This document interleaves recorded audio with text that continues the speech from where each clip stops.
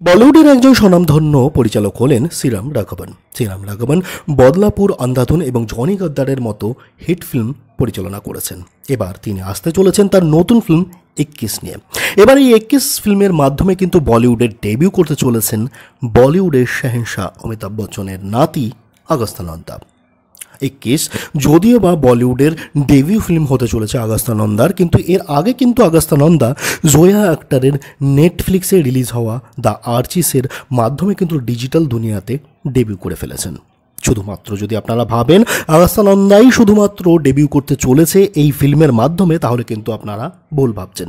এই ফিল্মে কিন্তু আগস্তা নন্দার বিপরীতে দেখা যাবে, এবং এটিই কিন্তু ডেবিউ ফিল্ম হতে চলেছে বলিউডের খিলাড়ি কুমার অর্থাৎ অক্ষয় কুমারের ভাগ্নি সিমরান ভাটিয়ারও। অর্থাৎ সিমরান ভাটিয়াও 21 ফিল্মের মাধ্যমে বলিউডে ডেবিউ করতে চলেছেন।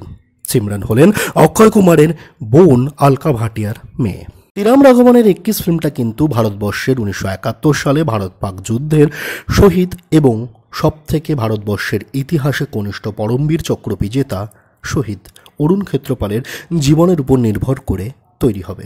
অর্থাৎ এক কথায় বলতে গেলে শহীদ অরুণ ক্ষেত্রপালের এটি হলো বায়োপিক।